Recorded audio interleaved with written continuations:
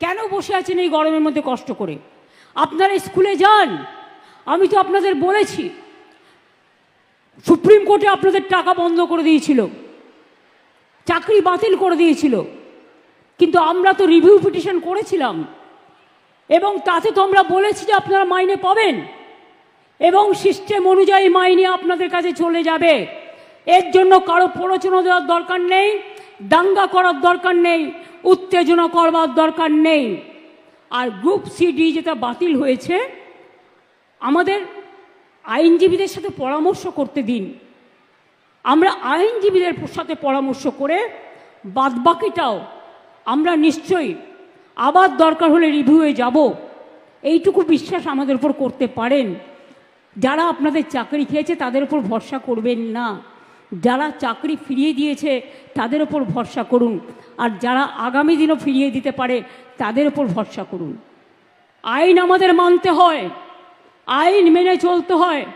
আবার আইনে মনে রাখবেন, আইনও যেমন আছে, আইন আবার পথও খুলে দেয়।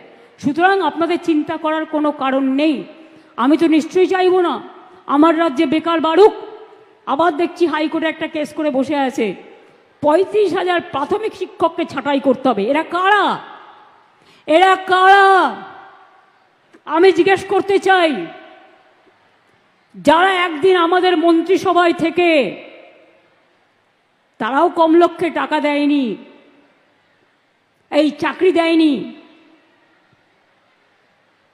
একবার ভাবতে লজ্জা করছে না যে মানুষের চাকরিগুলো কারার আগে তার একটা পরিবার আছে, তার সন্তান আছে, সে বাড়ি করেছে, ব্যাংকের লোন নিয়ে কি করে শোধ করবে? একবার চিন্তা করে দেখবেন না? রাজনীতি করতে গেলে শুধু দানবিক মুখ, মানবিক মুখটা কোথায় যাবে? মানবিক মুখের আজকে সবচেয়ে বেশি প্রয়োজন। আর শিক্ষক শিক্ষিকারা আমি বলি, আপনারা নিশ্চিন্তে স্কুলে গিয়ে ক্লাস করুন, আপনাদের মাইনে নিয়ে ভাবতে হবে না। আইনের মধ্যে থেকেই রাজ্য সরকার আপনাদের কাজ করে দেবে।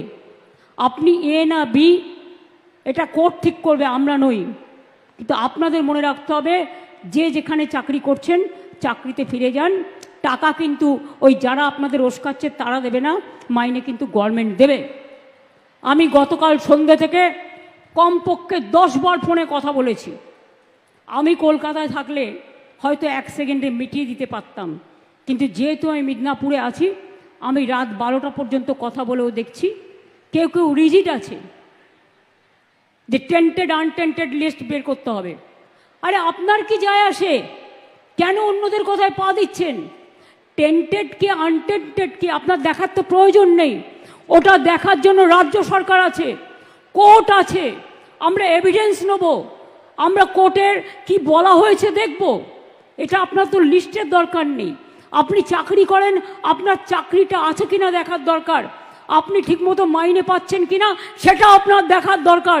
অন্যটা আপনার দেখার দরকার নেই, ওটা আমাদের ওপরে ছেড়ে দিন। মনে রাখবেন, ইউপিতে 69,000 লোকের চাকরি গেছিল বিজেপি সরকার থাকাকালীন, কেউ ফিরে পায়নি। আমি তো আপনাদের বলছি আপনারা ফিরে পাবেন। আমরাই তো আপনাদের কোর্টে গিয়ে আপনাদের হয়ে ফাইট করে অ্যালাউ করেছি। ত্রিপুরায় 10,000 লোকের চাকরি চলে গিয়েছিল, কোর্ট বাতিল করে দিয়েছিল।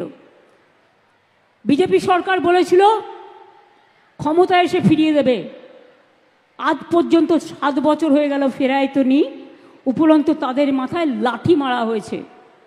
আমাদের সরকার কিন্তু তা নয়।